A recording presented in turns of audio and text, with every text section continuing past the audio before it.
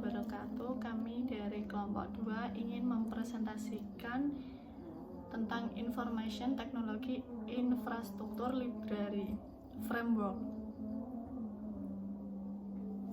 Nama anggota kelompoknya yang pertama Fala Sifatul Fatah, NIM 296, kemudian saya Jilan Hananti Putri, NIM 290, kemudian Ananda Putri Mutia, NIM 291, kemudian Vipka Fasana, NIM 332, kemudian Muhammad Adnan Ahsan, NIM 333.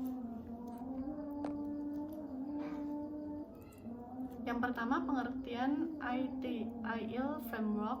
Kedua, siklus hidup ITIL.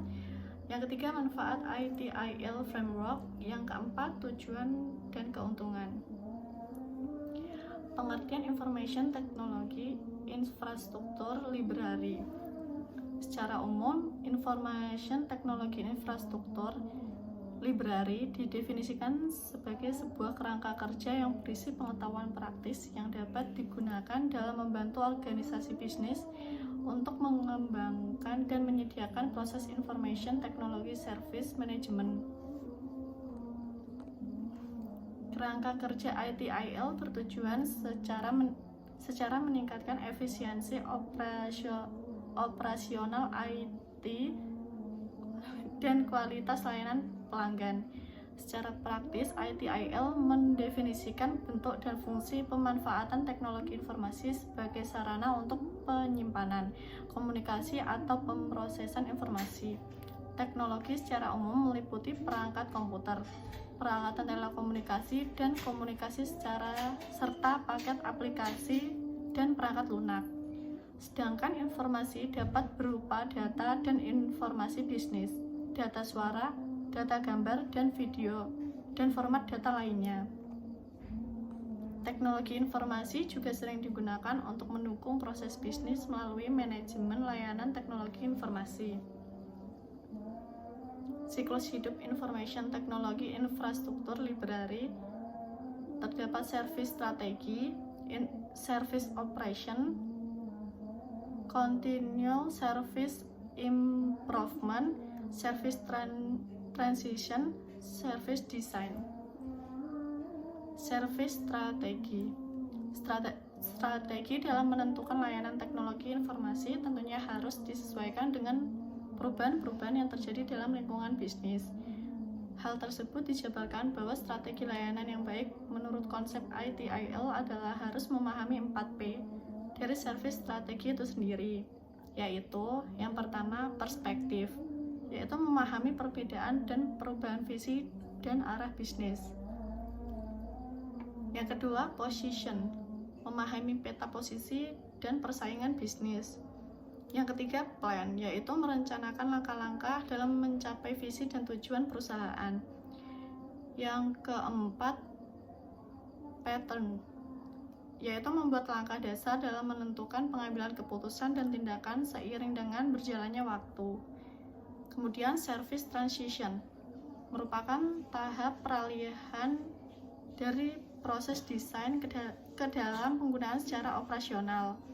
Tahap transisi menjadi jembatan antara proses desain ke dalam proses operasional menggunakan elemen-elemen yang diperlukan pada proses yang sedang berlangsung atau untuk mendukung proses yang ada. Tahap ini diperlukan apabila terjadi perubahan pada sistem desain. Maka pada tahap transisi dilakukan modifikasi untuk mendukung proses tersebut. Dalam melaksanakan proses service transition, maka perlu dipertimbangkan beberapa aspek, yaitu aspek keberlanjutan dan penerapan Green IT serta kebutuhan sistem dan konfigurasi di masa yang akan datang. Dukungan dari peralatan manajemen pengetahuan dalam sebuah institusi bisnis juga menjadi penting, meliputi dokumen dan prosedur. Kemudian service operation. Service operation merupakan tahapan life cycle yang mencakup semua kegiatan operasional harian pengelolaan layanan-layanan teknologi informasi. Di dalamnya terdapat berbagai panduan pada bagaimana mengelola layanan teknologi informasi secara efisien dan efektif, serta menjamin tingkat kinerja yang telah diperjanjikan dengan pelanggan sebelumnya. Service operation bertujuan untuk melakukan aktivitas yang terkait dengan operasional teknologi informasi. Dalam hal ini termasuk pemantauan dan pengontrolan untuk mendeteksi status layanan dan diambil tindakan perbaikan yang tepat bila diperlukan. Menjadi titik pusat dalam memantau dan mengontrol aktivitas layanan teknologi informasi. Mengelola infrastruktur teknologi berupa manajemen database, fasilitas dan data center, dan aktivitas layanan direktori menjadi salah satu proses dalam operasional siklus hidup lainnya seperti perubahan konfigurasi, rilis sistem, dan ketersediaan manajemen layanan yang berkelanjutan. Kemudian service design dapat diartikan sebagai memberikan nilai lebih kepada pelanggan untuk mencapai tujuan tanpa dibebani oleh biaya lebih dari resiko. Maka IT service dapat diartikan sebagai kombinasi antara manusia, teknologi, dan proses dalam mencapai proses dan tujuan bisnis yang diinginkan. Untuk mencapai proses dan tujuan bisnis yang diinginkan untuk mencapai kepuasan pelanggan, agar layanan teknologi informasi dapat memberikan manfaat kepada pihak bisnis. Layanan-layanan teknologi informasi tersebut harus terlebih dahulu didesain dengan acuan tujuan bisnis dari pelanggan maupun implementasi ITSM itu sendiri. Proses-proses yang dicakup dalam service catalog management, service level management, supplier management, capacity management, availability management, IT service continuity management, information security management, continual service improvement.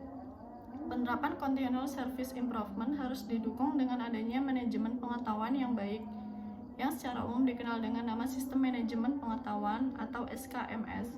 Dengan adanya pengetahuan dan informasi yang berkualitas, akan memungkinkan orang untuk melakukan kegiatan dan dukungan aliran informasi setiap tahap dan proses pada siklus hidup layanan. Memahami, mendefinisikan, menetapkan, dan memelihara informasi merupakan bagian penting dalam proses manajemen pengetahuan. Manfaat yang bisa didapatkan oleh perusahaan bisnis dari pengguna ITIL dalam mendukung layanan teknologi informasinya. 1. Sebagai upaya untuk meningkatkan tingkatan layanan sistem informasi dalam lingkup organisasi perusahaan bisnis. Yang kedua, mengefisiensikan TCO atau Total Ownership Cost. Ketiga, sebagai sarana evaluasi untuk meningkatkan availabilitas dan keamanan teknologi informasi. Keempat, memudahkan dalam melakukan pengawasan terhadap dokumen, dokumentasi, dan membentuk komunikasi, peranan, dan tanggung jawab personel teknologi informasi.